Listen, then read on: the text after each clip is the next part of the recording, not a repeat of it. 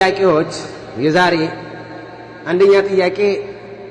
አሰላሙ አለይኩም ወራህመቱላሂ ወበረካቱ ኡስታዝ ጥያቄ ነበረኝ እሱም ሶላት ልሰግድ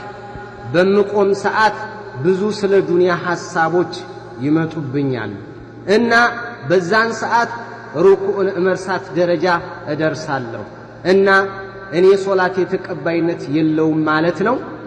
ብዙ ሐሳብ ከተመላለሱ በሶላት ውስጥ ይበላሻል ይባላል ሶላቱ እንዴት ነው በአላህ ኡስታዝ እንዳታሳልፍብኝ ከቻልክ ፈጠን አድርግልኝ ምንስ ነው ማድረግ ያለብኝ ባረከላሁ ፊኩም ትላለች እህታችን ወይም ይላል ወንድማችን ሁሉን በተመለከተ ነው እዚህ ላይ የተወሰነ የምላችሁ ነገር ምንድነው الخشوع في الصلاة أهم ما فيها قال تعالى قد أفلح المؤمنون الذين هم في صلاتهم خاشعون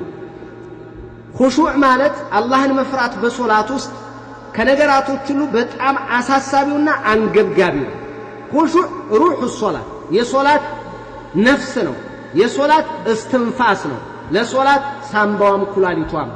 خشوع أسفل لاقين لا يجيت الله سبحانه وتعالى بقرآن مستقبلوان أمانيانوች በእርግጥ ፍላጎታቸውን አገኙ ተሳካላቸዋል الذين እነዛሁም እነርሱ في صلاتهم خاشعون ሶላቶቻቸው ስግደታቸው ውስጥ አላህን ፈራሃውያን የሆኑት አለ አላሁ Subhanahu Wa Ta'ala እንግዲህ መፍራት አላህን መፍራት ሶላት ውስጥ አስፈላጊ ነገር ነው ዋና ነገር ነው ይሄ ዋና ነገር ነው ልትይዙልኝ የሚገባ ነው አዳር ወደ ሁክሙ ከመሄደ በፊት የተወሰነ ልንገራችሁ ሁላችንም ስለሚመለከት ነው ይሄ ነገር ሁላችንም ስለሚመለከት ይሄታችን ጥያቄ ማለት ነው ሶላት ላይ ኹሹዕ አስፈላጊ ነው እምንቆመው በይነ የደይ መሊክል ሙሉክ ወጀባሪ السماوات والارض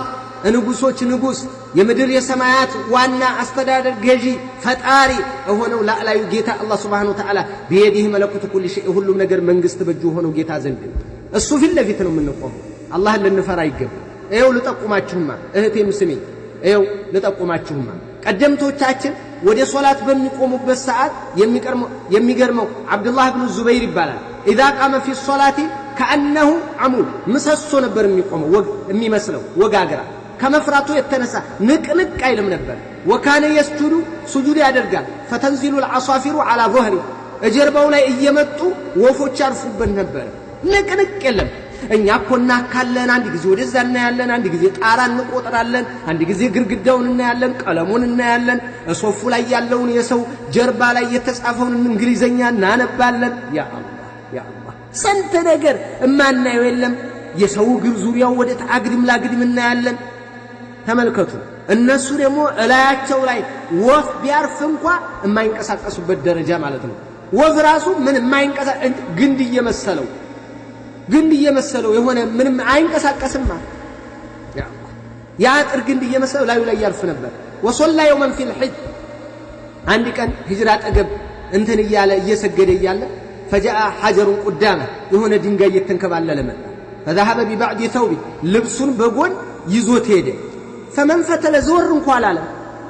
አላለም ምንድነው የመጣብኝ ብሎ አጠገቡ ድንጋይ ናዲያ ያያለፈ ማለት ነው ምንም አልመሰለው ያ አላህ ተመልከቱ የው ቀደምቶቻችን እንደዚህ ነበሩ መይሙን ኢብኑ ሚህራን ምን እንዳለ ታውቃላችሁ ما رايت مسلم ابن يسار ملتفتا في صلاه قط በሶላት ውስጥ ወደ ቀኝ ወደ ግራ አንድ ጊዜ ሲዞር አይቼው አላቅም ሙስሊም ኢብኑ የሳርን አለ ሲነግረን ማለት ነው ተመልከቱ ዘወር ሲል አይቼው አላቅም ከለታት አንድ ቀን መስጂድ ተቃጠለ መስጂድ ሲቃጠል የሱ ሲደረመስ ማለት ነው ناحيه انهدمت ناحيه من المسجد كمسجد የሆነ ጎኑ ድርምስ ብሎ ሲፈርስ እሱቅ ያለው ማህበረሰብ እየተሯሯጠ ይሄዳል እሱ እየሰገደ ነው ዘወር አላለም ያ አላህ እዚህ ደረጃ የደረሱ ነበሩ እዚህ ደረጃ የደረሱ አሉ ከኹሹ ይሃውን አላህ ዘንድ ካለን ግንኙነትና ሶላት ውስጥ አላህን ከመፍራት አንፃር ነው መነግራችሁ እሺ እንደው ምናልባት በሐሳብ ውስጥ ሰውነንና ሶላታችን ግን አይፈርስም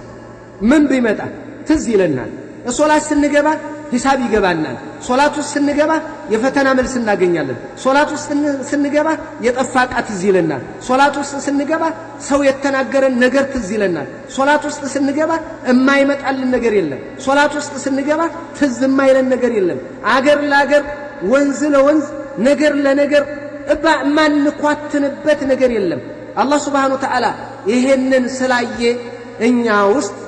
ሶላት የሆነች ነገር እንደዚህ አይነት ውስጣችን ትዝ ቢለንና ሶላት ቢበላሽ ኖሮ አደጋ ነበር። ግን ሶላቱ አይበላሽም። يقول إمام ابن باز رحمه الله تعالى صحيح الصلاة تكون صحيحة لكن تكون ناقصة صلاة ትክክል ነው ነገር ግን ትጎድላለች